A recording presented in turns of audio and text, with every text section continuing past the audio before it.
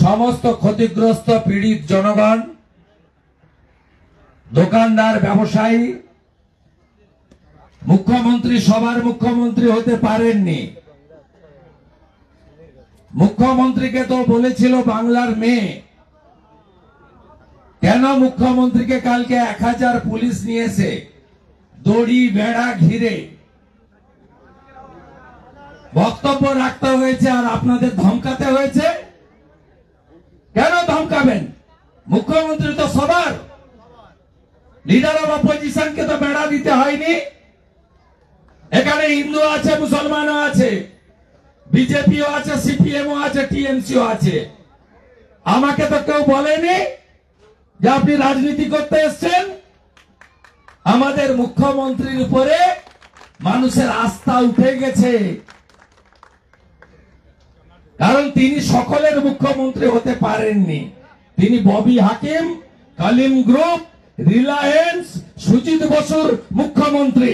তিনি গরিব ব্যবসায়ীদের মুখ্যমন্ত্রী হতে পারেননি। আমি আপনাদেরকে বলে যাচ্ছি, জমি রক্ষার আন্দোলনে আমি ডক্টরেট। আপনি সিঙ্গুরে বসেছিলেন, বুদ্ধবাবু চুলের মুঠি ধরে সেকেন্ড ব্রিজে নামিয়ে দিয়ে চলে গেছিল, আর আমি নন্দীগ্রামে লড়েছিলাম। সিপিএম কে হার স্বীকার করতে হয়েছে।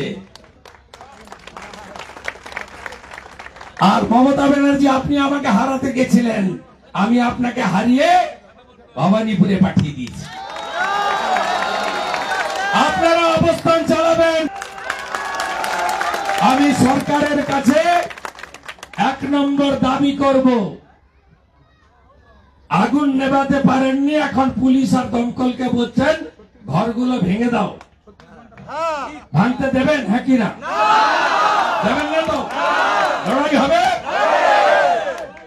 প্ল্যানিংটা আপনি জানেন, মুখ্যমন্ত্রী জেনে গেলেন। রাত্রি 1টায় আগুন, 4টায় দমকল। মুখ্যমন্ত্রী কাল এসে প্রথম বললেন আপনাদের জন্য তো জায়গা ঠিক করা হয়েছে, চলে যান, চলে যান।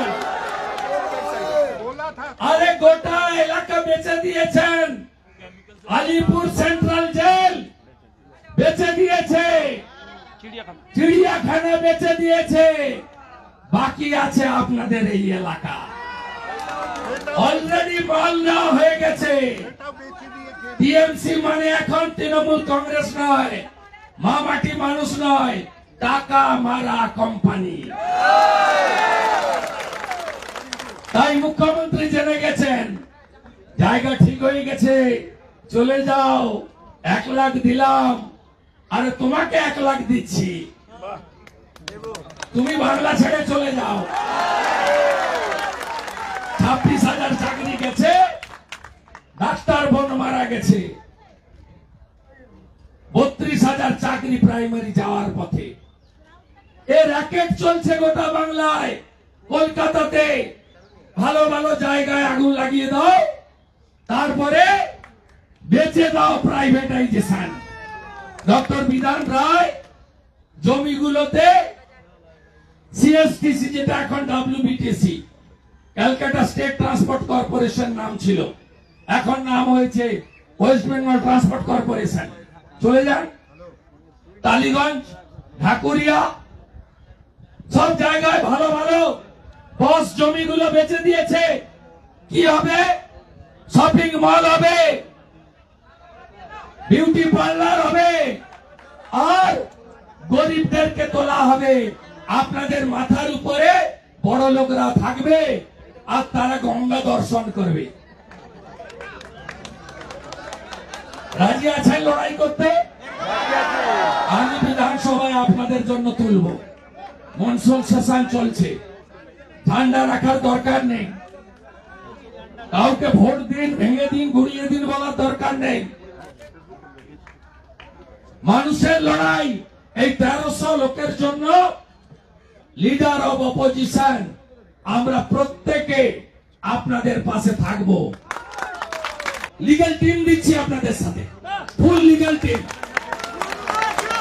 আপনারা লোকালি লড়াই করুন, আমি সজ্জনজি এবং গৌরাঙ্গজিকে বলে যাচ্ছি, লিগ্যাল সাপোর্ট, লিগ্যাল টিম আমি প্রোভাইড করব, আমরা প্রোভাইড করব।